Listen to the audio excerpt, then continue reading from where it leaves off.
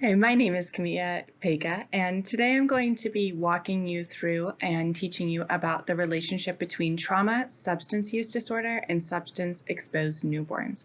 So today's training is going to be an opportunity for you to learn more about how these different things relate to each other, how we look at pregnancy and what happens during the pregnancy, and how that impacts the baby not only when they're born, but as they move through life in general. So what we'll find today is that we're going to try and cover some objectives in our hour and a half together. One of those is to understand how trauma and in utero exposure can impact the newborn. So we're going to think about how the newborn develops, the way that the brain develops, but I'd also like to expand this out to understand how the brain and the sensory system changes as a result of exposure and trauma. And also to understand how this particular type of trauma impacts the child and the parent relationship long term. So a lot of times we'll focus on what happens during the developmental stages in utero and what happens directly after, but there's also effects that might come later in terms of child development and also the ability to attach and have good relationships and also the parent's ability to parent the child. So I'm hoping that we'll be able to connect some of these concepts together for you and present them in a way that's understandable and also gives you a really good holistic picture of how the exposure in pregnancy can trail and lead through life, and also how we can mitigate and work with some of this. We won't get too much into the details of interventions, but I would like you to be able to have a good framework and a good idea of where you go with this information, as well as the limitations and the ability to be able to work with parents and children where there's been in utero exposure. So one thing I'd like to start with is some of the misconceptions. So there are misconceptions about exposure, and some of these are from pop culture. Some of these are from things that we've been taught that have since then been proven wrong. So I'd really like to explore these. And one of these is that once the drug leaves the child's system, the child will be fine. So a lot of times we're told that, a child that's born exposed and they've had a positive test in hospital for exposure, that the drugs will actually trickle out of the system. But the reality is that we know that if there's been drugs throughout the pregnancy or any substance for that matter, that depending on when the usage took place, that there can be lasting effects that can cause neurological damage. And we'll go into more detail about what this neurological damage looks like, but we have to remember that as the fetus is growing in utero, all these amazing brain structures are growing too. So if certain substances come into contact with the fetus or with the baby during that growth process, there might be different areas of the baby's brain that are actually impacted, as well as the way that they kind of relate to the world from a sensory perspective. We also have very poor reporting. So a lot of times it's really important to recognize that although we may have information from the hospital in terms of exposure and testing, we may not have information if that comes up negative about the whole of the pregnancy.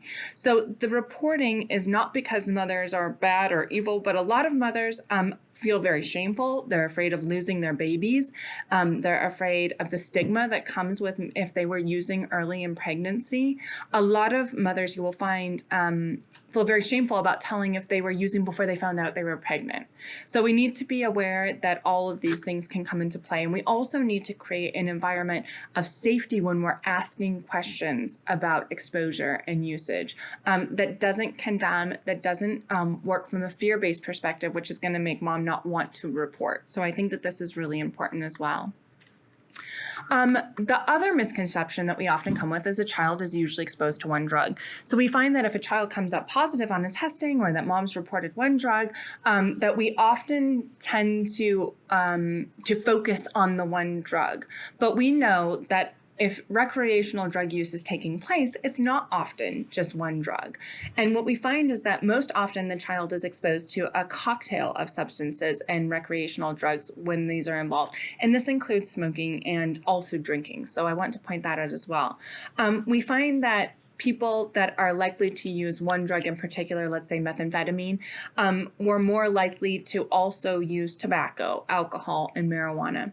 So a lot of the times we don't want to focus on just one drug of choice or one drug that shows up in the baby's system, but we want to look at the whole picture. What else might be used, and also what are the effects of these on the newborn? And we'll go through each one of the major kind of categories of substances and what you might see. But what you'll find is as we go through those in more detail, there'll actually be lots of commonalities. So you'll find that certain things having to do with sensory, having to do with self-regulation, having to do with the ability to be soothed and calmed will be very common amongst several different substances because of the way substances work in the baby's brain and also in the mother's brain.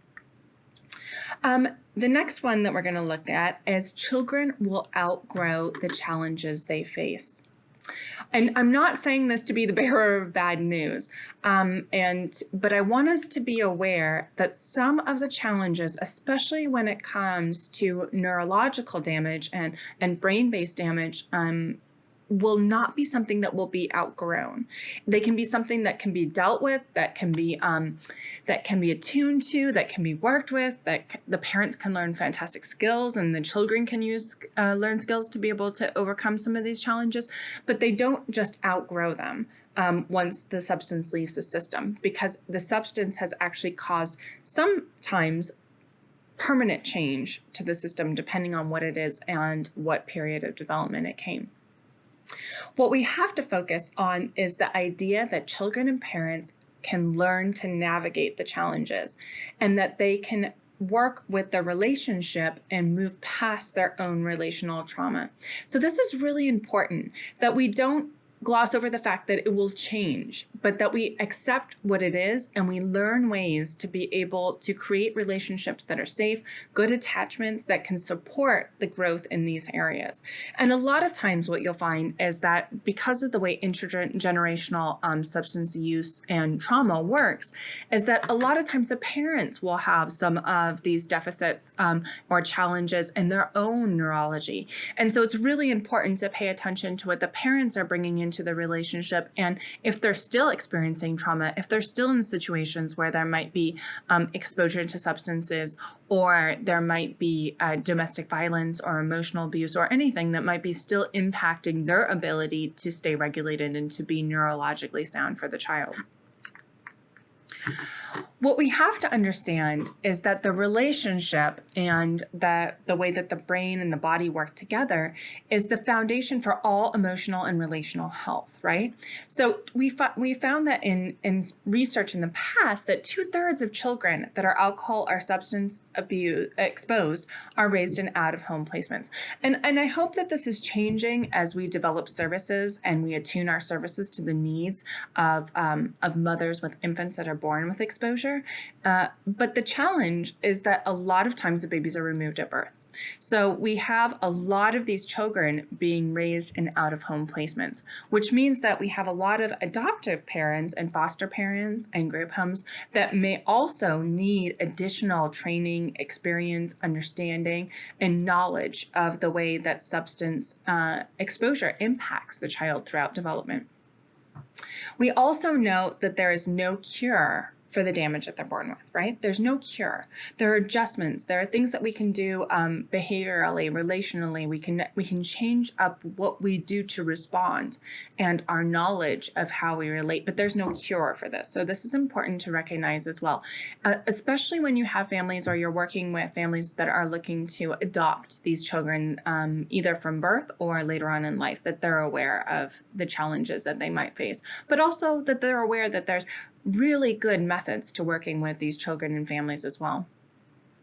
Our hope that we want to pass forward and we want to focus on and we want to really hold on to is not about the fact that you can't cure the damage that's done to the brain, but how do we redirect and support regulation and attuning to where they're at? It's not going to be the same, and that's okay. But there are ways that we can work to attune to where they're at. And this is really important when we look at how we structure interventions, how we provide support, that we understand this, right? And the biggest importance as we look at this and the way that the structure works is the importance of the environment. So we may be born with a certain body and a certain brain and some challenges or some difficulties in certain areas, whether it be self-regulation or sensory sensitivity. But we do know that the ongoing environment can create a huge change. We also know that the environment that the baby experiences in utero will have created changes. And I think that this is really important. So I like this statistic and this idea is that the environment has a stronger effect on long-term cognitive outcomes than cocaine exposure. So if we look at a particular drug that we think is a very damaging drug and one that, causes a lot of issues for the newborn and throughout life, we know that the environment and the ability to create a safe and attuned environment can have a greater long-term effect on cognitive outcomes. So this is really important to recognize. They are not doomed. We just have to work differently. Environmental factors also beyond the substances that we'll speak about also include abuse, neglect, and exposure to violence. So we have to remember that if these environmental threats continue, that the body and the brain that's already been developed with some challenges in terms of regulation and in terms of being able to be soothed and all these important things that create safety in the body and brain, that if there's continued exposure to these threats and these violence and these threats to self and also threats to relationship, that they are going to have continued challenges beyond what they're neurologically and physiologically born with. And Bruce Perry does a wonderful job, and he suggests that children that are raised in chaos and threats don't have the safety required for the healthy maturing of the neurological systems. So this is not even to do with the fact that there might have been things that happen in utero. This is just to do with normal raising and the importance of the environment. So if we think about what happens in these environments where there has been exposure in utero, we have to really think through the importance of environment and changing the environments and modifying the environments and being able to work with the environments, especially if these children stay with their biological families. It's extremely important that we create and we focus on creating a safe environment regardless of what the exposure may have looked like. And we have to understand that when a child does not experience safety in the environment, there is developmental arrest. It's called a trauma freeze. So a lot of times when we go back and we work with these children later on in life, we find that they're stuck in a certain age, a certain phase, a certain developmental category. And that's because certain external environmental trauma got in the way of that part of the brain, that part of the kind of landscape, developmental landscape, developing the way that it needed to. And so we really have to think about the fact that sometimes it's not because there's anything that had to do with the exposure, but it has to do with the environment that came after exposure. And whether these issues are attuned to and taken care of, or whether they're ignored, or the child is continually being re-traumatized in the environment. So the post-birth environment is also extremely important if we're looking at success and the ability to try and navigate the develop milestones and move through life as in the best possible way. So I've talked a lot and I mentioned this word and name dropped this word. So I want to speak more to it because I think it's really important. So a lot of times we talk about attunement and I've already mentioned it loads of times, but I want to explore it a little bit differently and also explain the word better. So a lot of people will refer to the early mother-infant relationship as this dance of attunement. And what they mean by that is that the baby's moving one way, expressing a need to crying or changing its body shape, or arching its back or whatever the baby might do. Because remember, babies are not going to communicate verbally the way that we do. So they show a lot through their bodies, through their expression, through their facial expressions, through the way that they might tense their little muscles. And the mother then would attune to that. And when we talk about attunement, they're doing something to alleviate whatever pain or suffering or discomfort or physiological overwhelm that the baby might be experiencing at that moment. And it's a dance because they move back and forth with each other. And this is the ideal situation, right? But there's a lot of times where we don't think about how this attunement, how they come into this relationship, what happens in utero, and how that might impact the ability to dance with each other once the baby is born. So the development of attunement actually doesn't start when the baby is born. It actually starts when the baby's in the womb. And so this starts with the mother's ability to be able to meet the baby's needs in utero. So what do I mean by this? I mean by creating a safe environment in utero where nutrition is met, where the baby's getting enough food and water and nutrients, right? And also that, all the neurochemical needs are met and that the environment's optimal for growth.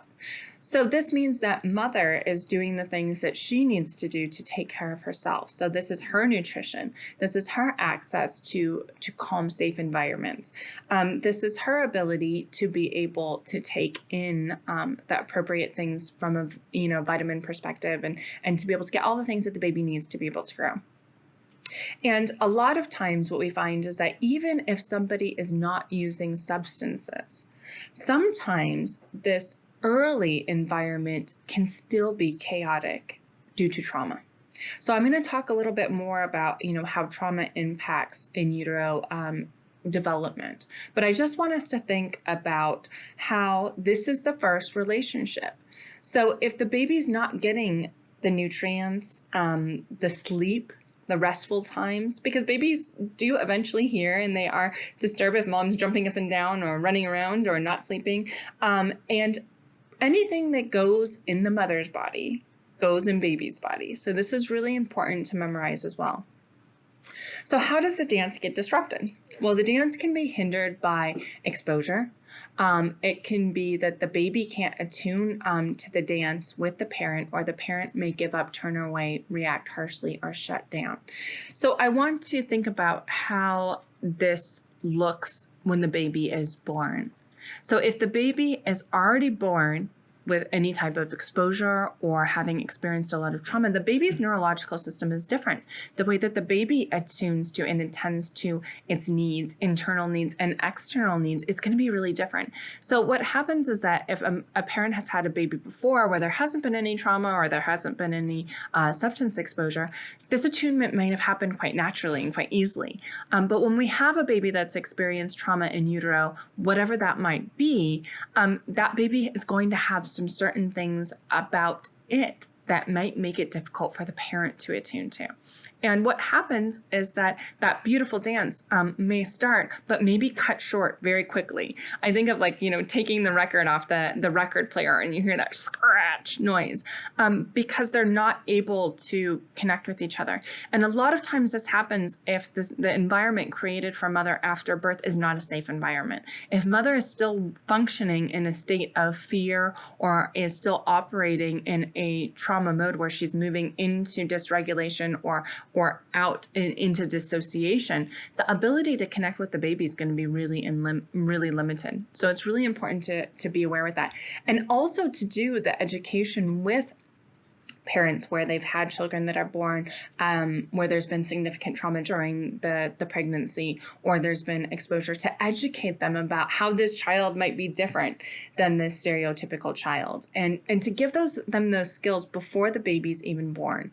So we want to create a safe environment for them to be able to disclose that there has been some substance use, perhaps before they found out they were pregnant or during pregnancy, or there has been exposure to different types of trauma throughout the pregnancy, so that we can then educate them about how their baby might be different, how they might be different, how they can do things differently. And I think that this is really important, because what happens in these situations is that it feels like a rejection. The baby feels rejection, the mother feels rejection, and there tends to be two different ways this goes. sometimes it will go into a hyperarousal where they get extremely upset, they get very anxious. There's anger, yelling, different things. And then sometimes you get the hypo, which is the lower end, which is there's the shutdown, there's the dissociation, there's the not wanting to pick the baby up, not wanting to connect with the baby. And we see that in these situations, this loving interaction is replaced by disruption, tension, and anxiety. And the infants eventually will also withdraw and not want that human connection, not want that human touch. And I think that this is important, that the infant is a social being and is entirely dependent on the mother or the caregiver. So if it's not getting its needs met, eventually it goes into a state of withdrawal, and there might be less attempts to engage through the social engagement system, which is all of those beautiful like coos and smiles and eyes and little kind of things that the baby does to try and draw the parent in. And remember that babies are designed to draw us in. That's the way that their little faces and the expressions and the innate things that they're born with are designed to draw us in and to be able to get those early needs met while they're entirely dependent on the caregiver.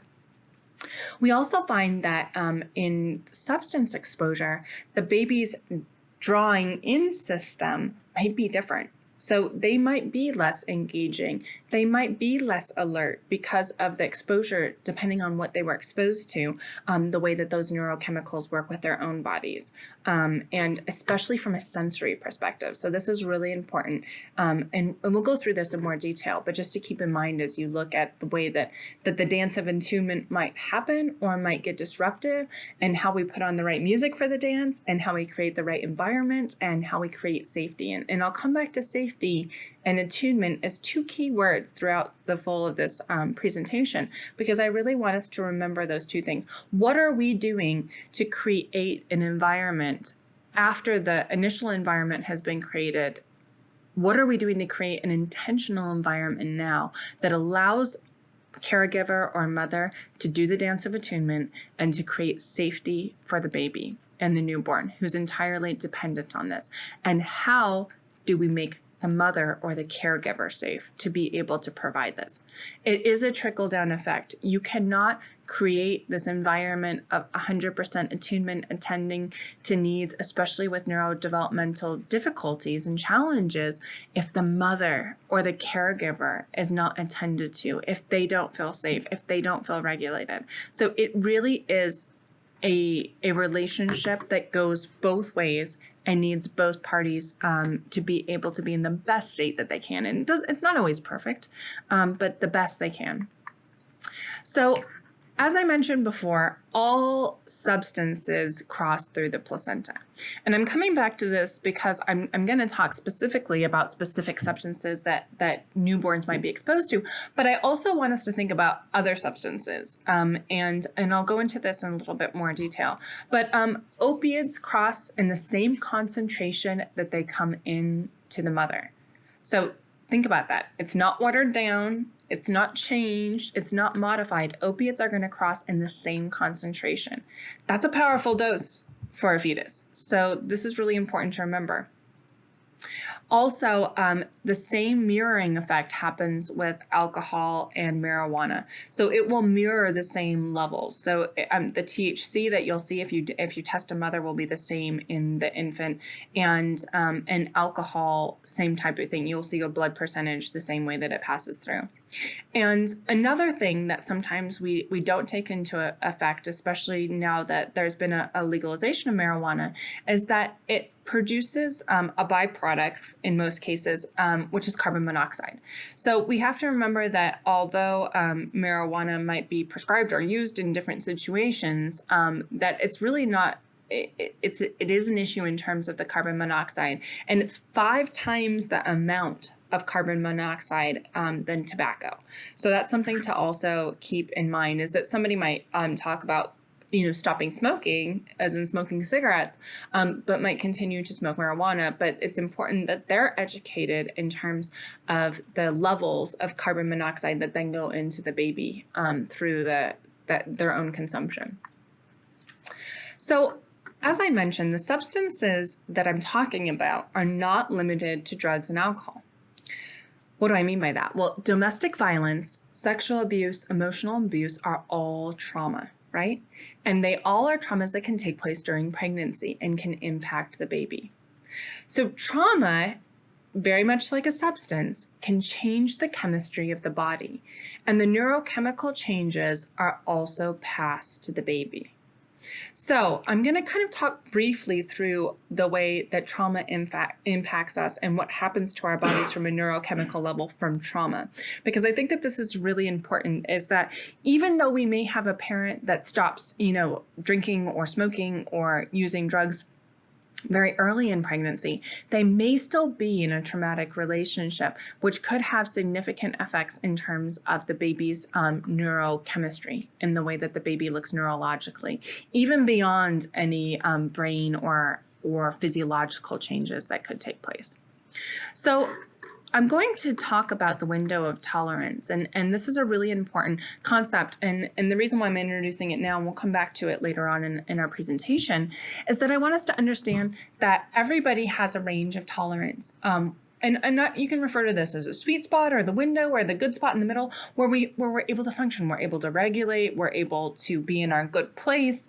And this level is the level that we want any of us, but definitely our pregnant mothers to be able to kind of be in. This is where they can pass nutrients the best way. They can absorb nutrients the best way. This is where their body's at a good level set where they're not passing any stress chemicals.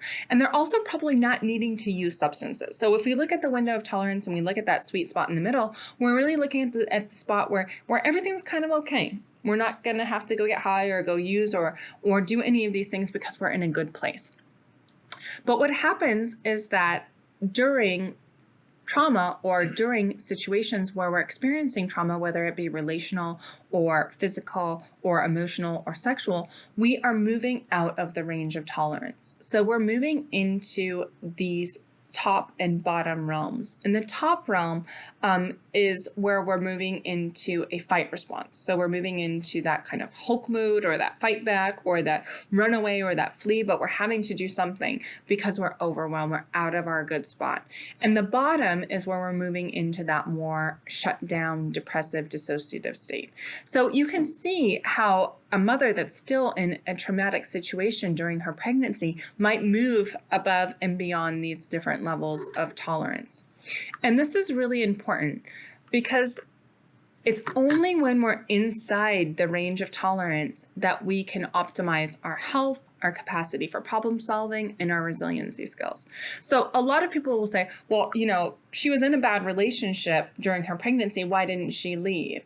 Because she was operating in the upper range or the bottom range instead of in that middle range where you can say, hey, this isn't really good for me or my baby. I need to leave. I need to try and find a way out. So this is really important because a lot of times we'll try and push people out of relationships without giving them safe alternatives during pregnancy, but they're scared.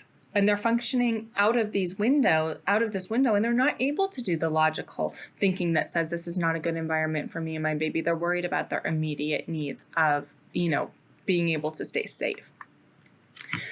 So what happens is when we go over the window of tolerance, and I call it falling out of the window, or there's lots of different ways that you can describe this, the body begins to break down due to this threat response being overactivated, right? So the body does things to be able to cope or to be able to tolerate being out of the window.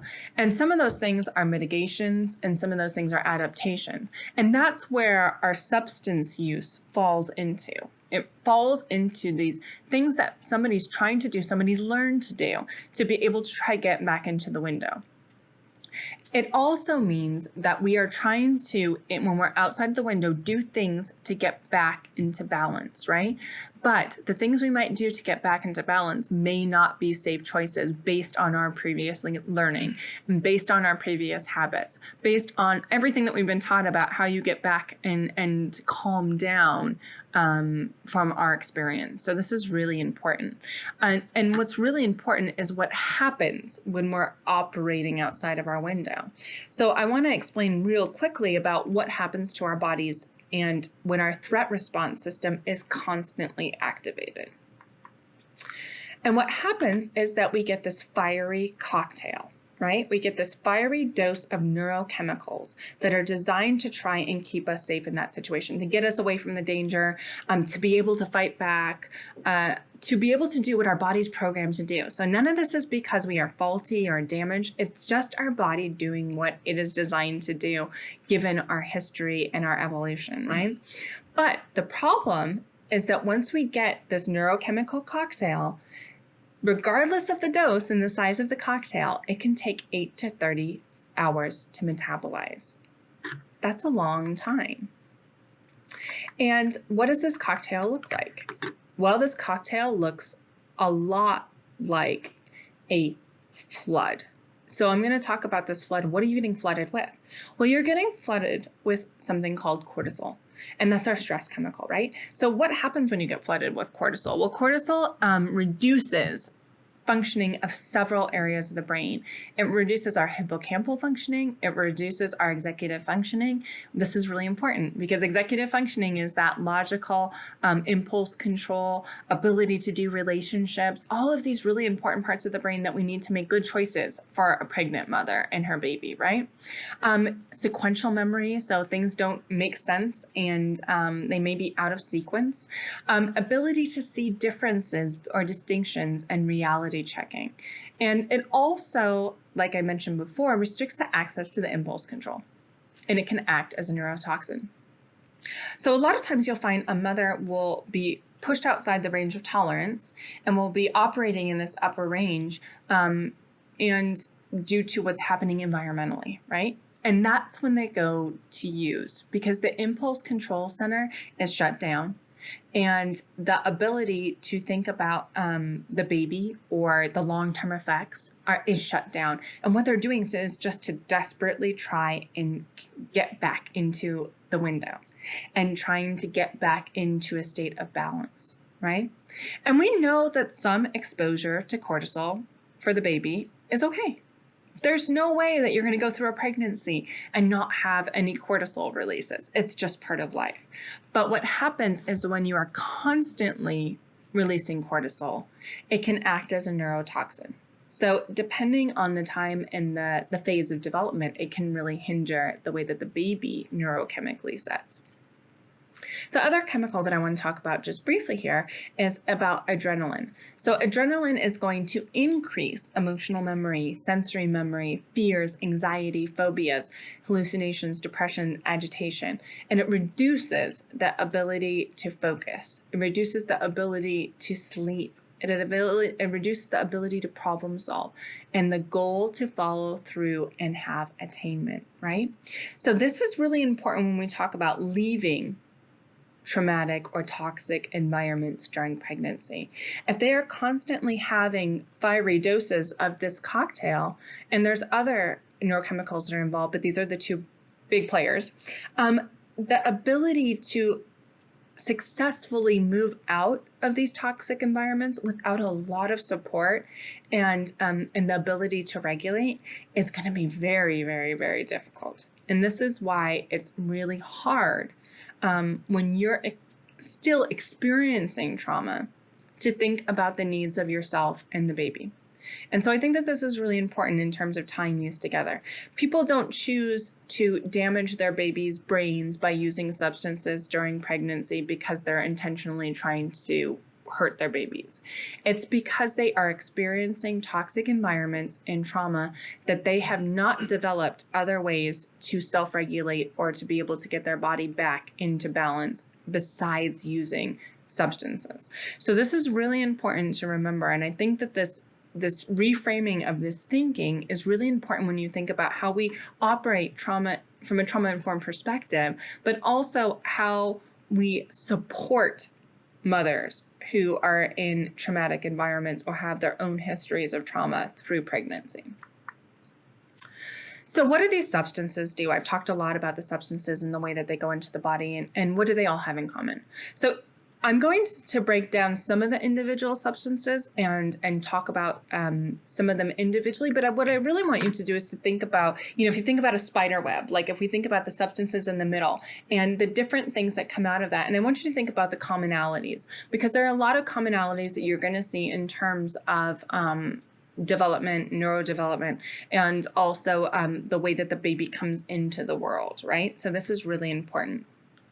So the reason why I point this out is because I want us to think about this neonatal abstinence syndrome. So this is the baby that comes into the world exposed, having been exposed more recently, but also that you might see abstinence in a baby that doesn't come up with a positive test in the hospital upon birth.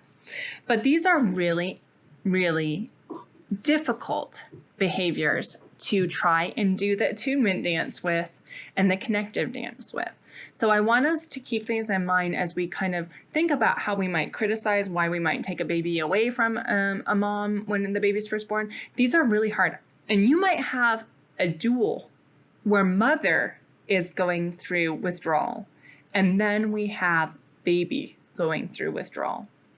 And we really need to keep this in mind instead of condemning that mother who's also going through withdrawal at the same time, but thinking about how we build a more robust support network to attend to both of their needs. Because if mother's needs are not attended to, she's not going to be able to attend to the needs of the baby. So I'm going to go through this list just because I want us to think about having a normal baby and then having a baby that is going through neonatal abstinence syndrome. Frequent and high-pitched crying, irritability, respiratory signs, so that might be difficulties breathing, right? Sleep disturbances and wakefulness, so not being able to get into a sleep cycle. Hyperactivity, gastrointestinal problems. A lot of times you can see these babies cramping up, like it hurts their little bellies, and you can see them really going through pain. And this might include also diarrhea, where you're having to change them nonstop, and vomiting, where they're not able to take in the nutrients. They're throwing the nutrients back up.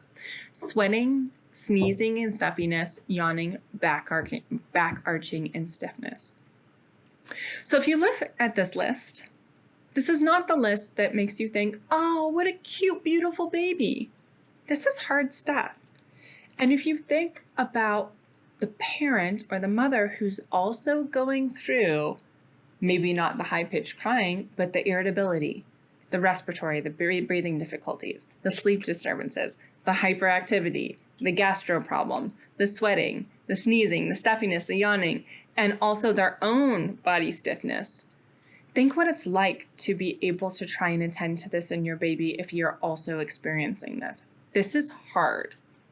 And a lot of times this is when we automatically take a child away from a mother. And so we need to rethink about how we attend to both, how we attend to both. And we need to prepare for this. If we know that mother is actively using through pregnancy, we need to prepare her for what the withdrawal will be like, what it will look like. How do we help her through this? How do we create a safety plan and a self-care plan for mother? And how do we prepare her for what this might look like in baby too? And I think that a lot of times we shy away from that because we don't want to scare people off, or we don't want to believe it's true. But it is true. And people do better when they're prepared and they have the network and support systems to be able to regulate themselves.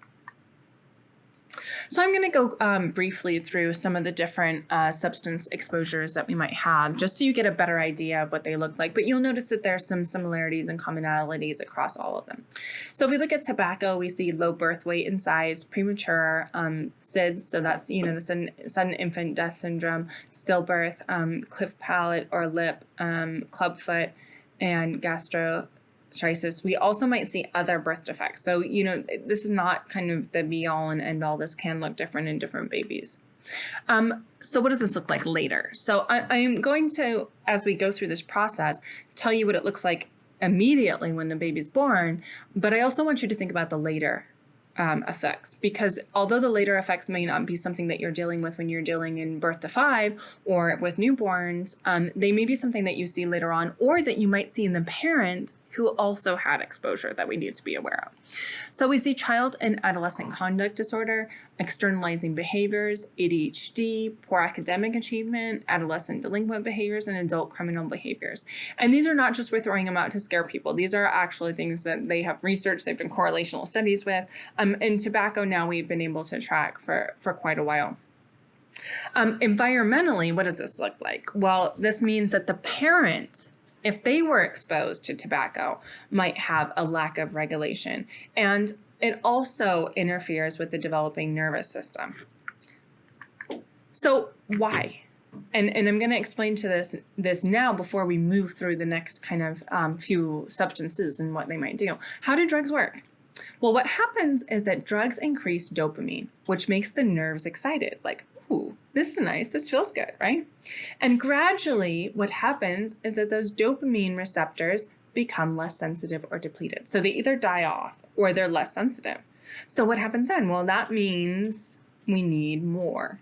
And this is where you see the increase. So a mom might want to desperately stop, but the nerve excitement is something that's making her come back into her window or to try or feels like it's balancing the body off. And what happens is the receptors die and we become less sensitive. The initial high goes away. And something that began with using to feel great begins to turn into not feeling good, not feeling enough, not getting enough of a response. And what happens is that we have a lack of receptors in the prefrontal cortex. And remember, the prefrontal cortex is what houses all this impulse control, empathy, ability to do relationships, all the executive function skills, right? Forward planning, memory, sequential memory, all those parts are all part of this system. So what do we see? Well, we see more aggression, we see less impulse control, and we see difficulty regulating. So this is going to impact the baby's developing brain, but it also impacts the parent's ability to parent the baby. You're going to see parents that are more aggressive, that have less impulse control themselves, and have more difficulty regulating. So are they going to be triggered by their baby that is high-pitched crying, irritable, hyperactive? Of course, right? And they're going to have a problem and a challenge regulating themselves. That's why the ability to regulate the parent or the mother is so important for future parenting for the baby. So if we look at marijuana, we see again some overlap, hyperactivity, impulsivity, and effect on executive function as they're developing. And remember, executive function is also planning and follow through. And we know that the THC can cross the placenta. So this is important to keep in mind, especially if people are using marijuana during pregnancy. With cocaine effects in newborns, we see prematurity again, low birth weight, poor APGAR score, and that's the APGAR score is the ability to have kind of responsiveness when baby's first born. We also tend to see subtle neurodevelopmental, neurobehavioral problems such as difficulty of maintaining appropriate levels of arousal. That's falling out of the window or going below the window. The ability to regulate states, so like being able to self-regulate. They're going to be more excitable. There's going to be more inattention. There's going to be more impulsivity because the body's used to getting that little kind of magic hit, right? And this is why withdrawal is so hard because we're not getting that anymore. And so we move into different states. And what they found is that when they studied newborns that had exposure, that they had a lot of still face newborns, right? So when the newborns saw, the newborns were still faced and they also seemed disorganized. They displayed less time looking at the caregiver or toy. There was more autonomic stress so that, when they put them up to a measurement tool that measures like heart rate variability or the way that the nervous system works and balances out between the sympathetic and the parasympathetic nervous system, there was more stress, physiological stress in the baby. And there was less time crying. So these babies look very different and they're hard to attend to. Methamphetamine newborns, again, we see premature birth. We see some abnormalities in the brain and the spinal cord. A lot of times heart defects, because think of methamphetamine and what it does to the heart. It causes the heart to pump really, really, really, really fast. So sometimes things happen to the baby's heart as well. This can also happen from a meth environment. So I think that this is important to keep in mind, that a mother may have stopped using meth or may not be using meth, but may be living in a meth house. So if you are living in a meth house, similar to secondhand smoke, you are inhaling the toxic fumes. And this is really important to keep in mind. You are still having the secondary effect. So it's really important that even if mom's not using, that they're not in the meth, cooking lab or the houses where the meth is being produced. We also see skeletal abnormalities, improper intestinal development, low birth weight, even at full term, and smaller heads. And we also find that 25% of babies or newborns that are born to that are exposed to methamphetamine are premature, and that 20% are below the 10th percentile. So methamphetamine and cocaine have similar behavioral effects later on too. So we look at attention problems, aggression, emotional reactivity, future substance use. So, if you're born with your system that's not calibrated quite right, you're trying to do things to also get your system back in balance when you have the ability and the opportunity and the exposure to do so. We see delinquency in late childhood and adolescence, poor academic performance, depression, a lot of sensory processing disorder, and poor relationships. And anxious and depressed children do not get the same attention from parents and caregivers as hyperactive children, right? So this is really important to recognize. A hyperactive child might get a different type of parenting attention care than a child that is depressed. And this looks very different also depending on the parent. But I want to point that out, that the parenting will depend on what the child expresses and also what the parent's state is and their ability to relate to that state. So oftentimes there's a honeymoon. So the baby's born, may go through initial withdrawal, and then we see 6 to 18 months relatively symptom-free. So I want us to make us aware of this, not to make anybody feel bad, but this tends to be also the time that the babies are removed and are adopted. So it's real important that they're like, they were born with exposure, or, mom had a lot of traumatic stress during pregnancy, but now we've adopted and the baby seems fine. Well, there is a documented honeymoon period, and this is really important to recognize, especially when we're trying to place children, or also when we're working with the parents of these children, that they're like, well, they were fine. What happened to them? That this is a process that goes through. And the other thing is that I want to go back to the substance alcohol, because a lot of times alcohol and tobacco are kind of, I guess we tend to think more about tobacco now because of cancer and lung cancer and programming, but we don't spend as much time and attention on alcohol. So alcohol is really important, because alcohol is fetal alcohol syndrome is the most common cause of diagnosable mental retardation and one of the leading causes of behavior problems. Alcohol long-term creates attention difficulties, delinquent behavior, and higher rates of attention deficit hyperactivity disorder. Well, why? Why does alcohol have such an effect? Because think about alcohol as a substance. If we put rubbing alcohol on something, or we put something in alcohol, sometimes it will preserve something, but depending on the way that the chemicals react, it can actively dissolve things. So what does this mean for the developing baby? It means that it dissolves the baby's brain tissue. And this tissue is permanently damaged, particularly to the corpus callosum. So it's really important to recognize that this is not reversible. If part of the brain has been dissolved, that is a permanent damage to tissue. So we talk about rebuilding connections and neurons and, wiring and firing and all this wonderful stuff, which we can do. But if there's structure missing, there's structure missing. There is no ability right now to be able to bring back large tissue damage to that area. So what happens depending on the area? Well, depending on the area, this might mean that you have an inability to read other people's emotional cues. This is huge. This means you cannot attune. You cannot do the smile back and forth. You cannot adjust your mood to other people. And there is no give or take. There's only what that baby or child is experiencing. This is also true of the parent that might have had alcohol exposure.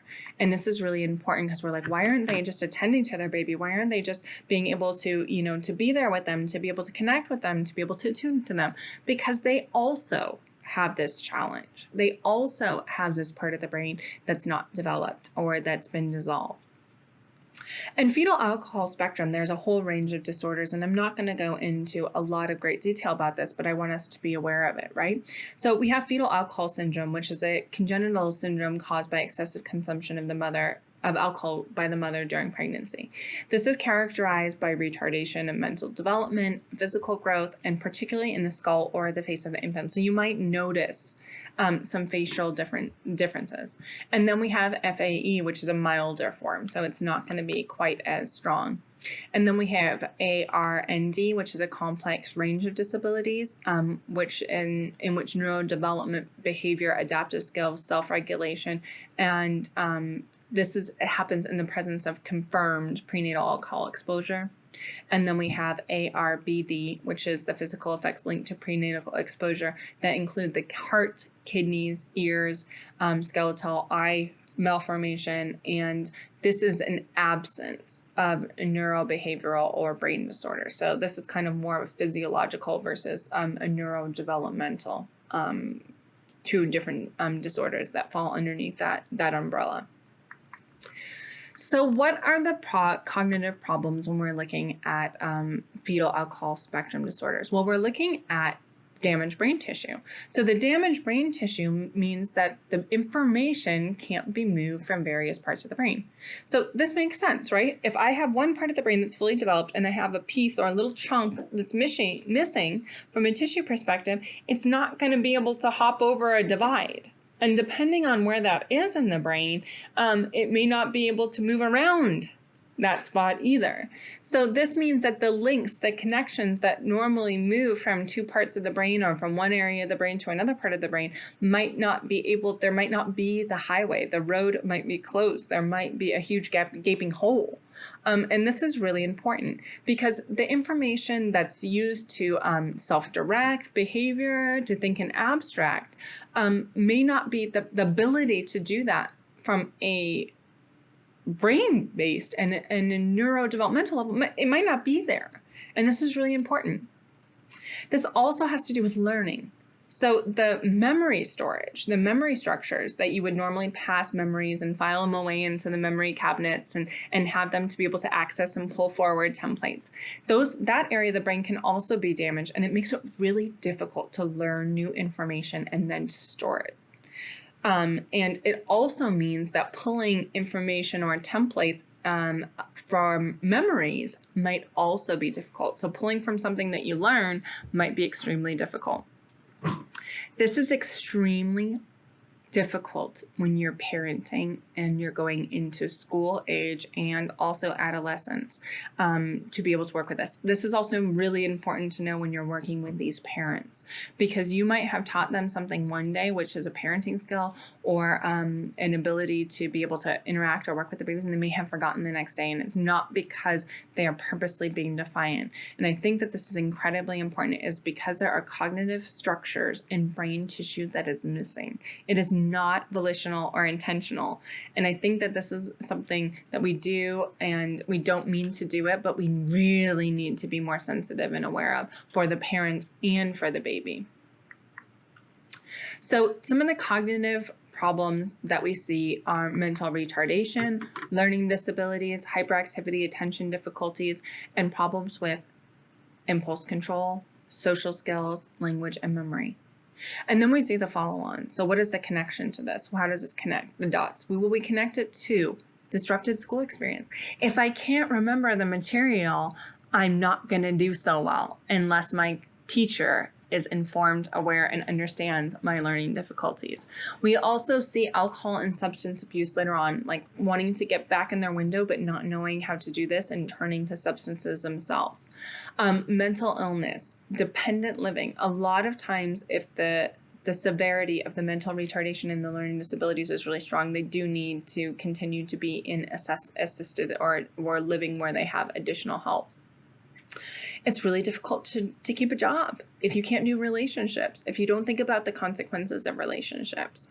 A lot of times inappropriate sexual behavior, because there's an inability to, the impulse control center of the brain or the thinking ahead set of the brain that says this is not a safe sexual relationship is not online. It's just, here's an impulse and let's go feed it, whether that be drugs or alcohol or sex or anything else.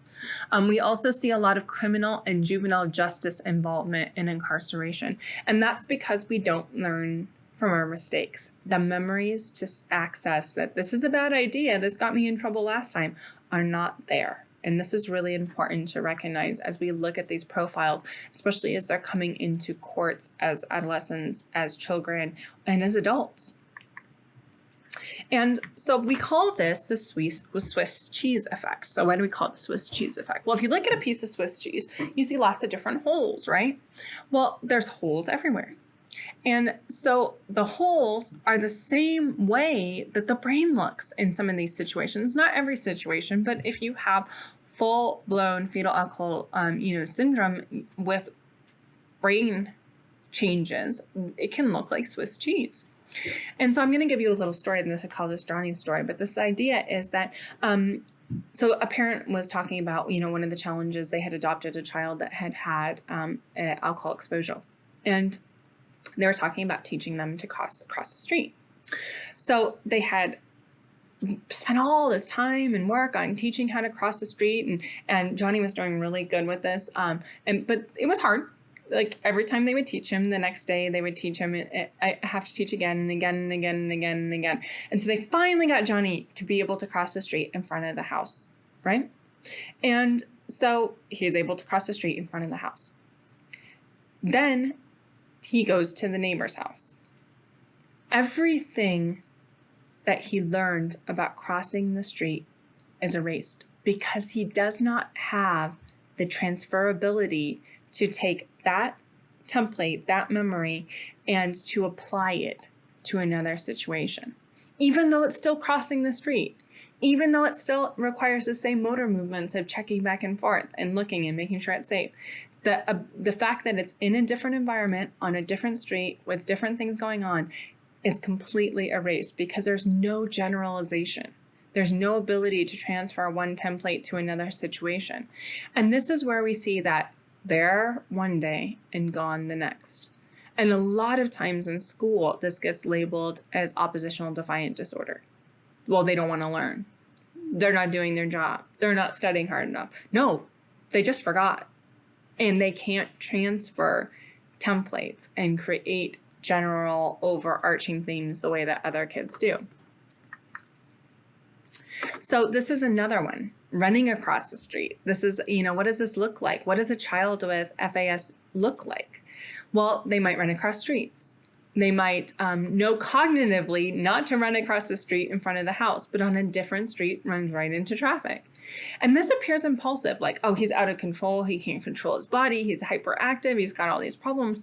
But it's not that. It's because they can't retrieve the info because of the holes and the chasms in the brain. The child can recite rules. So like if I tell them, okay, remember, you need to do this first, then this. You need to make sure that you keep your hands to yourself and you don't hit the kid next to you. So they might recite all the rules back to you, right? And they might get to the lunchroom and then go smack somebody in the head because they don't have the ability to regulate their behaviors to follow the rules. So they might be able to parrot something back. But the most important thing is they don't learn from their experiences. So I know that this is supposed to be about newborns, but I really want you to think about what this looks like long term. I also want you to think about what this looks like if this is one of your parents, or this is the mother that's pregnant with this child. What it looks like when we're trying to provide support services or to support their pregnancy or the birth or the raising of a child. So this comes back to this idea of understanding what is a neurodeficit. What is functional deficit versus willful behavior? And I think that willful behavior is really important. And I flip back to this to remind us. In utero exposure is a spectrum effect, right? And in the womb, the pathways are formed to help connect and find information, but substances destroy the pathways. So this is a functional deficit, not a choice to purposely not learn or to be defiant or to break the rules or to be wild and impulsive. And the reason why I'm showing this picture here is because I want you to understand what the difference between a normal child's brain is and the fetal alcohol syndrome affected child. And this is not, I'm pointing this one out because I want you to see the severity of these two, but there's also deficits in other substances as well as trauma. So look at the difference in the size of the brain and the health of the pathways, in the way that the brain tissue looks. There's actual chunks missing. And you can see the chasms and the parts that are not formed. And I think that this is really important for us to recognize. And that we understand that the central nervous system develops throughout pregnancy, right? It's the whole system. And that's why we see different things, different deficits depending on what time and what part of the development the substance happened or the exposure to the trauma happened. So substances will affect whatever organ and system is currently growing. They do not choose. They're not choosy and like, I'm just going to go infect the brain. It's whatever system is the dominant developmental system at that time and period. And so if we think about this, the brain is growing and developing every day in utero. Every day is a growth day. So although we may have exposure during or trauma during a certain period where there might be a certain type of growth, every day is a growth day. So if I'm sitting in that fiery cocktail every day where I am releasing large amounts of cortisol and adrenaline, it is affecting growth. It may not be as extreme as the dissolving of brain tissue that you see with FAS, but it is impacting growth. So this is what kind of growth are we talking about? Well, every day we see difference in head size growth, coordination, we see muscle tone, we see sucking problems, we see cognitive and executive function. These are all things that are growing in the baby's body, right? In utero. We also see the two systems in the brain. So we see the parasympathetic and the sympathetic. And these impact all kinds of other systems. So if this part of the brain is impacted during development in utero, you're going to see changes in both systems. So the system might be set differently. So we talked about that sweet spot and that good part of that window. If you have are constantly being flooded with cortisol and adrenaline, your window is going to be a lot different in size. And your ability to tolerate stress or difficulties is going to change. And we see here, there's all these connected systems. We see the flow of saliva, we see the heartbeat, we see the lungs, we see the whole digestive system, we see the release of bile in the liver and bladder control. Right? So there's all these things are connected with these brain systems as well as the developing physiological systems. And if we look at this is, a highlight of the cerebral cortex. But if you think back to that picture where there's parts of the brains that was dissolved, think about these frontal lobe functions. I mean, these are for involuntary skeletal muscle, control of the body. So, that's like the flailing arms and the running and all these other parts. The sucking reflex, the ability to even take in nutrients, right? Sensory areas. So this is, how sensitive the baby or the newborn is to pain, to touch, to temperature, to auditory sensitivity, to sound, to vision, right? To being able to see things. And then we have all of these other frontal lobe development parts, which are about conscious thought, the ability to elaborate on thought, the ability to be able to have judgment. So beyond all of these other parts, these sensory areas, these muscular areas, these skeletal areas, we have all these other things that are impacted in the brain as the brain develops. So you'll see that I've talked a lot about this idea of frontal lobe and executive function. So what's the big deal with executive function? Well, executive function is really key in inhibiting our automatic and dominant response to move into fight, flight, freeze, especially in moments of physiological stress or fear. Our executive function system also updates all the incoming information. It allows shifts among mental processes or tasks. So it allows us to shift from one thing to another thing and opposed to staying stuck in something. And metacognition, the ability to think about our thinking and to think about other people's thinking too. And it also allows, when our executive function system is online, it allows us to do this complex behavioral thinking and the expression of personality, and to differentiate between conflicting thoughts and filter out important versus important information, and to anticipate future consequences and work towards goals and inhibit impulses. And this, if this system is offline, which it's not online when we're in a fear response or when we're out of our window of tolerance, our ability to figure out what's socially acceptable and unacceptable is also offline. So this is really important that we think about, okay, executive function is inhibited when we are in a fear-based state and we are outside of our window of tolerance. And we lose all of these abilities. Now, how do the neurodeficits impact learning? Well, we found that learning itself requires all these links and connecting of separate cognitive processes. So it includes attention, it includes encoding, which means taking in information. It includes the speed in which we kind of process information as it comes into our system. It includes working memory, in turn includes long-term memory. Now let's go back and think about what happens in substance exposure and also in exposure to trauma in utero. Well, a lot of these are impacted. Attention's impacted. Memory is impacted. Processing is impacted. So this is going to impact then the ability to learn. And the greater number of, the greater the amount of exposure, the more neurodeficits you're probably going to see. And this is important to note as well. So what are the potential effects of this? Well, the ability to read other people's emotions, body language, the ability to respond, the idea of cause and effect. If this part of the brain has not developed or is missing, we are not going to be able to do cause and effect. And the thinking seems all over the place and is disorganized and trouble moving from one situation to another. What we call poor judgment, difficulty with time and money, forgets information, and thinks like somebody of a much younger age. So this is really important to look out for in your mothers and your parents, as well as in the babies.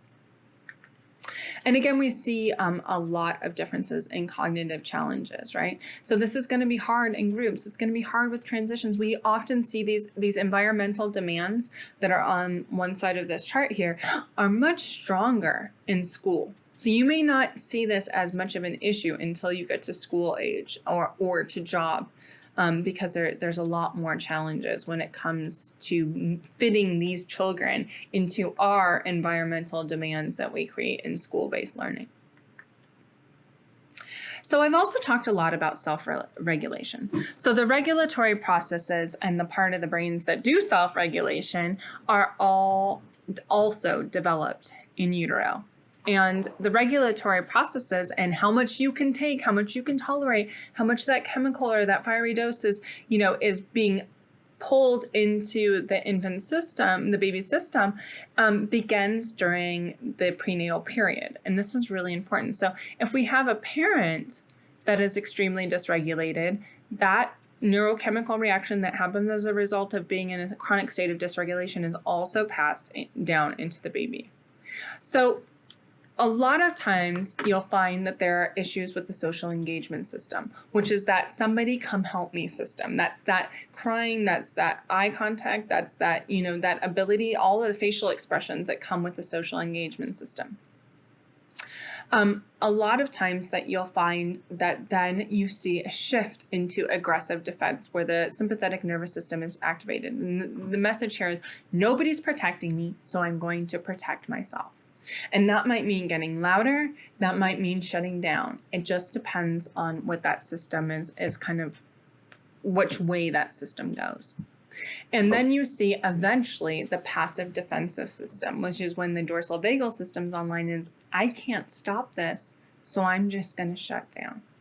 And that's when you see complete withdrawal, catatonic behavior, emotional shutdown in babies. And also, you can also see these same things that happen in adult trauma survivors, whether it's the parents or somebody else. So we have cascading effects. Mom's poor self-regulation is going to impact babies' ability to self-regulate. We also know that mothers who use any type of substance are less likely to eat healthy and also have poor self-regulation, and that women who smoked during pregnancy were more likely to be depressed and have antisocial behaviors. We also have genetics. So we also have genetics coming into play throughout these different systems and what they look like. So we need to understand trauma. Trauma comes in all different shapes and forms, and it comes in different shapes and forms that our parents, our mothers may not know about because they're so used to it, especially if it's intergenerational trauma. They might be so used to living in this environment that they don't even recognize it as trauma. So this education around trauma and their own self-regulation system is extremely important. So just to go over, what this might look like, this includes high intensity, low frequency, or episodic trauma. That includes your natural disasters, physical abuse, sexual abuse, domestic violence, neglect, witnessing of a crime, victim of a crime, and military actions. This also includes low intensity, high frequency, and this is very much those environmental factors I was talking about, which is chaotic environments, aggressive environments, punitive environments, inconsistent parenting, instability in the family, whether it's financial, emotional, etc. And then we also have low intensity, continual environmental trauma, which is caregiving for another family member. So a lot of times, you can see this in situations where a pregnant mother might be caring for another adult or family member that could be dying or have chronic illness, or could be part of the household, or another family member that perhaps they've stopped using substances but is still continuing to use substances. So we know that if you're coming with this, we need to focus our attention and energy on the regulating the mother and trying to work with the environment to create a safe environment. And we know that this impacts the ability to parent. So if we go back to this level of tolerance, the level of tolerance can move up and down. That's normal. We go through environmental trauma and stressors just as part of living, and that's not any different in pregnancy. It's the way that we deal with these and how we bring ourselves back into the window through being able to regulate. And you can see you can move up and down and up and down and up and down, but we have to remember that coming up and in and out of this might take 18 to 32 hours to recover from, including that fiery dose, that cocktail. And what happens is that a lot of times we get what we call the sunburn. So let's say I've been activated and something's happened environmentally. I found out that I'm going to be evicted, or something's happening, right? And I'm emotionally, have had that neurochemical flood, and I'm in that 8 to 30 hours. And so it's almost like having a sunburn.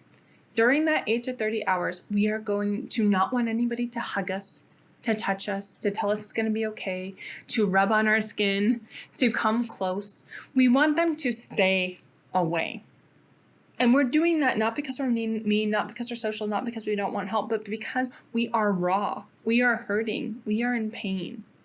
And during this sunburn stage, we need to be aware of, what comes with this. And a lot of the sunburn comes with not feeling capable, not feeling cared for, no sense of belonging, no power or influence on the environment, no control in life, no sense of succeeding, not feeling worthwhile or lovable, no sense of security, no sense of safety, and no sense of meaning. So we need to be aware of when somebody is coming into their interactions with us in whatever capacity we might be supporting them with a sunburn. And that includes our pregnant mothers coming in sunburn. That includes them coming in sunburn from a bad relationship where they brought their baby home and their baby is nonstop crying and screaming and rejecting food and vomiting, and the partner is then screaming at them. And, they are feeling all of these things. And they might just be feeling them in their ability to parent a newborn that has, some of these symptoms from having been exposed. So this is important. We need to be mindful of the thermostat. Where are they at? Where is their temperature? And they need to be mindful of their thermostat. So we need to teach them how to cool down their own temperature. That's that ability to self-regulate. And we found that when the caregiver's thermostat cools down, so remember, we want to take care of the baby, but we also need to take care of the mother or the caregiver, that there's a decrease in internalizing and externalizing behaviors in the home environment, and that they have the ability to provide developmental stimulation and emotional responsiveness because they're in a good spot. And we know that parenting stress is high with children with externalizing behaviors. And that's going to be all your kids that are substance exposed, right? Or exposed to in utero trauma. There are 3 times the amount of parenting stress when children externalize behaviors. And we find that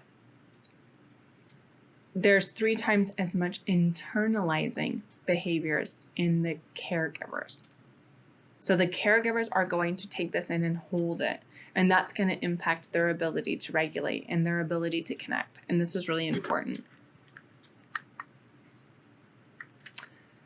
So one of the things that we need to be aware of in ourselves as we're witnessing these interactions, as we're working with mothers who are pregnant, when we're working with families where the child's been born with exposure, we need to work with them to be able to begin their own process. And that's recognizing what happens in their own body when they're becoming upset or they're becoming reactive, or what's happening in their life is difficult.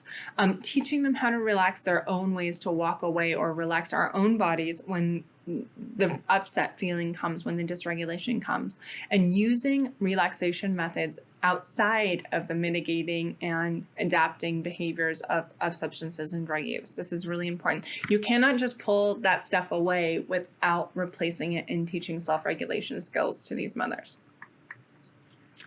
And what happens is that children are like sponges. It doesn't always work perfect, but by cooling the caregiver system down, you're going to cool down the baby system, the child system. And you will reduce the stress that child is then feeling from environment.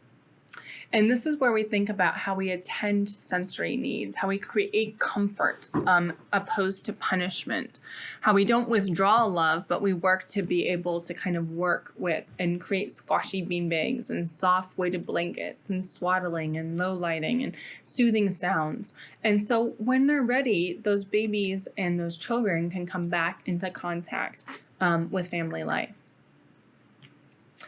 And I want to, as we kind of move towards wrapping up, I want to remind us that it's important to remember that it's more about support and intervention rather than a cure. There is no cure for this, but there is the ability to teach self-regulation, to support, to have the right interventions that don't make the problem worse, that don't poke the sunburn, but that are able, that create an environment where the sunburn is, where the person with the sunburn can be safe. And so this starts with assessment. So we need to think about the way that we ask questions. Are we asking questions that are trauma-informed, that are not going to poke the sunburn, that are not going to send our pregnant mothers into a state of dysregulation? This is really important to think about. That we think about, how do we ask these questions in a way that's not going to activate and create defensiveness and create them going and using because they're embarrassed or ashamed from their conversation with us. We also need to think about the developmental birth history and to think about any distress that happened during pregnancy or delivery. And even using the word distress opposed to trauma and abuse might be a kinder way to reflect on this. We also need to get better information as these children are born in terms of the way that they, the head circumference, the prenatal brain growth, all this type of information. And if we know that a child's had exposure, we need to work to get a really good neurological assessment and whatever MRIs or brain scans that we need to get.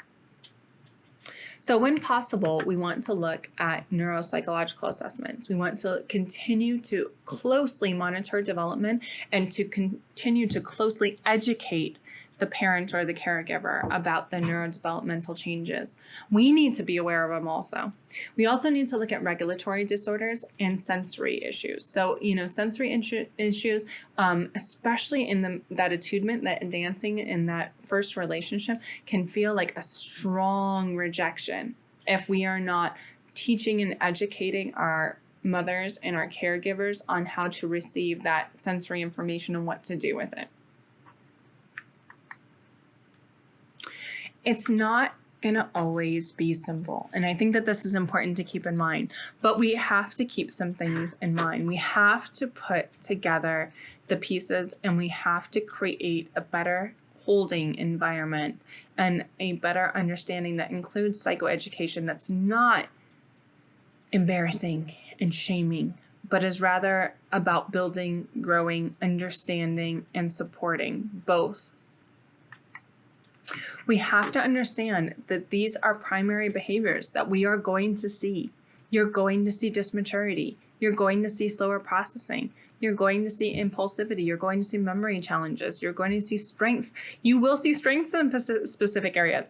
It doesn't mean that by having a Swiss cheese, effect that you're not going to see areas, some of these children are very physically proud and they're able to play sports, or they're very strong. They have beautiful strengths as well as, areas that are challenging.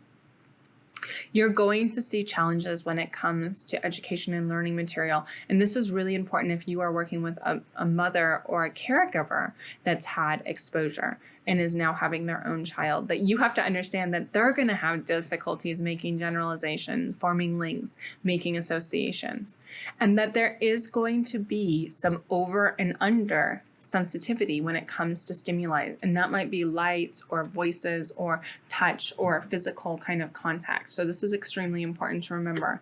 And one of the key things is I come back to these behaviors not to remind you of the challenges, but to think about how we build on strengths and how we take some of the specific areas and we build on them, and how we also give ourselves forgiveness as service providers, knowing that we're not going to be able to fix some of these things, but we can create an environment where this does not become a physiological and an emotional stressor for the parent throughout the whole experience of raising this child. We also need to be aware of the secondary behaviors, which may come both for the child and for the parent and the mother, and these is fatigue, frustration, anxiety, fearfulness. You might see a lot of rigidity, argumentative aggression, and this is not attention deficit disorder. This is not oppositional defiance disorder. This is not conduct disorder. This is a brain that's been neurologically, and physiologically changed by an exposure to a substance during birth and utero. And you need to understand that that's what it's going to look like. It's going to look different. So when we look at our newborns, what do we need to change? We need to think about newborn needs. Feeding. This is a big one. Small, frequent feeds, trying different nibbles, discussing what they need, assessing the sucking reflex, knowing that the caloric intake might be different than a normal child, and what does that baby need? We know that we might need to wake the infant every 3 to 4 hours if they're not meeting their needs, and we might need further support with feeding. This can be a very shaming and difficult time for the mother if they feel like they're not giving their baby enough nutrients and their baby won't eat. And so this is really important. Newborns, we also need to be aware of muscle tone and posture, increasing their ability to be able to have a passive range of motion, using things like infant massage and tuning to and paying attention to the way that the baby reacts to that touch. Supportive positioning, so thinking about ways that support, if there's issues with the spinal or the skeletal alignment. And tummy time that has supervision, not just leaving them on their bellies, really paying attention. Moving away from traditional toys and activities that we might have used, like walkers. And really getting in there early with occupational therapy and physical therapy so that there's not, further delay. And normalizing that for the parents so that they don't feel like, their baby's, damaged or faulty or flawed, but, normalizing the fact that it's okay for them to get this. This is a great time to be able to embrace this, to get this support. Another big one is irritability and sleeping difficulties. We don't want to let newborns that have these challenges become frantic. They already have the propensity to be in a body and a system that's dysregulated. We want to be mindful of environmental stimuli. We might need to be more quiet. We might need to have less light. We might need to think about these things. We also need to think about touch and swaddling positions, right? Vertical rocking, finding different ways of sensory soothing and stimulation. Eye contact might be too difficult. They might be very engaged or hyper attuned to the eyes. We might need to avoid eye contact when we're trying to get babies to sleep and keeping a little bit further away. We might need to do baths and other sensory things to calm the sensory system down. And also the ability to get respite. These caregivers are going to need respite and support. It's extremely important. And sensory needs are really important. We just need to keep in mind that sensory integration has to do with a brain that's integrated. If we have holes or neurodevelopmental and physiological changes in the brain, that sensory system is not going to be integrated the same way. There are going to be sensory needs that are different. And our sensory integration really refers to our ability to organize and interpret and to not see sensory information as a threat, but to see, to be able to filter through it. And this is really important because it's the foundation of how we make sense of our lives. And a lot of times the sensory experience for an exposed child is like a snow effect. It's like a snow flurry. Everything's whizzing around and these sensory experiences are all over the place, like drifting flakes of snow. They know where they need to be, but they get confused and cannot reach the ground, just like that snow effect, just like the snow globe. Involved also is the proprioceptive and the vestibular sensory information. That's like their body awareness. So this is where, this is the sensory system that keeps us from getting hurt, bumping into things, being close to each other. And they can't read where they are in relationship to objects. This also impacts balance, direction of movement, and how fast they move. So this sensory information is extremely important and really impacts the child's view of sensory. So we need to keep an eye on monitoring infant sensory sensitivity to stimulation, tracking behavior, and what evoked behavior. And I have some examples here. Avoid passing the infant around to new people and introduces change gradually. And then we also may need to look at sensory integration therapy as an auxiliary therapy for these children. You'll find that sometimes you will have a sensory profile that avoids stimulation and one that seeks stimulation. So these are two different profiles. There's avoidant and seeking, just like when we looked at the range of tolerance. And there's people that are going to go into, the aggressive behaviors and the Hulk behaviors, and then they have the people that go into the shutdown behaviors. And that's that idea of hypersensitivity and hyposensitivity. And hypo will be like, they like all of the stimuli. They want more. They want to be spun around. This is often where you get the misdiagnosis of ADHD. And eating can be a challenge with them as well. So if we look at wrapping up, we need to come back to the parenting. We need to focus on, in these situations, creating a foundation of self-regulation and behavioral resilience in the parents. We also need to think about our expectations. We need to set realistic expectations. We need to set clear expectations. We need to educate parents, and even the most experienced parents will feel a sense of failure when the strategies are wrong. And we need to know that the developmental trajectory is going to look different. The parental role is to organize the child's experience, to regulate emotion and behavior, to model behavior, and to be an external brain, and to be aware of sensory overload.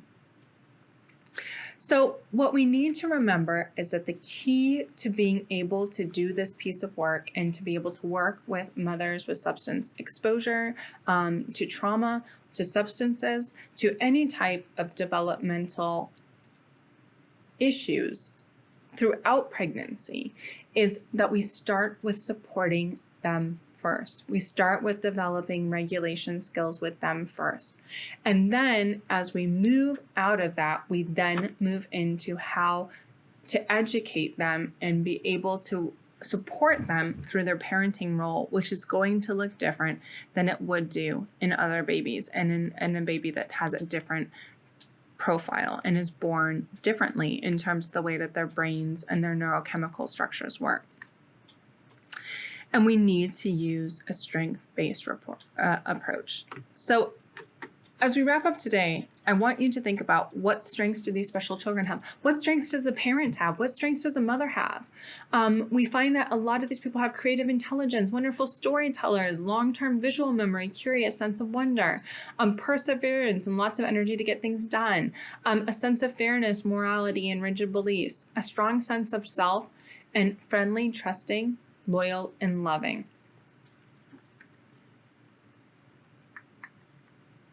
And I like this kind of as a wrap-up piece, which is if you told your kid the same thing 1,000 times, who is the slow learner? And we need to understand that we need to do things differently. We need to use a trauma-informed approach that focuses on self-regulation and the ability to create safety and not poke the sunburn of our pregnant mothers, and then to be able to create a learning and a safe environment and to make them feel comfortable to do things differently once their child and their baby is born.